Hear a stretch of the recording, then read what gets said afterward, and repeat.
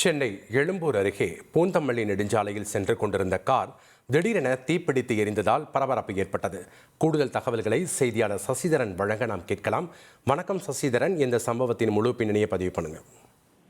சென்னை பூந்தமல்லி நெடுஞ்சாலையில் சாலையில் ஓடிக்கொண்டிருந்த கார் திடீரென தீப்பிடித்து எரிந்த சம்பவம் பரபரப்பை ஏற்படுத்தி இருக்கிறது. சென்னை வேப்பேரி காவல் நிலையத்தில் சிறப்பு உதவி ஆய்வாளராக பணியாற்றி வருபவர் மகேஸ்வரன். இவர் தனது குடும்பத்தினரை எழும்பூர் ரயில் நிலையத்தில் இறக்கி விடுவதற்காக அதிகாலை ஒரு 5 மணி அளவில் தனது மாருதி 800 காரில் காவலர் குடியிருப்பில் இருந்து வந்திருக்கிறார். அப்போது பூந்தமல்லி நெடுஞ்சாலையாக வந்தபோது எழும்பூர் மேம்பாலத்திற்கு வலதுபுறம் திரும்புவதற்காக சிக்னலில் காத்திருந்த போது திடீரென பெட்ரோல் வாசமும் புகையும் வந்திருக்கிறது. கார் புகை வருவதை கண்டு உடனடியாக அவர் சுதாரித்து காரிலிருந்து கீழே இறக்கிறார். காரில் இருக்கக்கூடிய தனது குடும்பத்தினரையும் உடனடியாக கீழே இறக்கிறார். இதனால் அவர் இறங்கிய சற்று நேரத்திற்கெல்லாம் உடனடியாக தீப்பிடித்து கார் எரிய தொடங்கி இருக்கிறது. இதற்கு தகவல் இருந்து சம்பவ இடத்திற்கு வந்த கீழ்ப்பாக்கம் என்னங்க, இனி வீட்டு வேலையில கொஞ்சம் அதிக ஒத்தாசையா இருக்கணும்.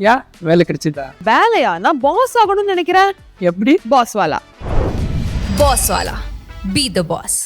தீயணைப்புத்துறை வீரர்கள் உடனடியாக தீயை அணைத்திருக்கிறார்கள். இந்த சம்பவம் குறித்து வேப்பேரி போலீசார் தீப்பிடித்ததற்கான காரணம் குறித்து விசாரணை மேற்கொண்டு வருகிறார்கள். நல்வாய்ப்பாக யாருக்கும் எந்தவித விபத்துக்கான எந்த ஒரு இதுவும் ஏற்படவில்லை என போலீசார் தரப்பில் தெரிவிக்கப்படுகிறது. நன்றி சசிதரன், உங்களுடைய தகவல்களுக்கு.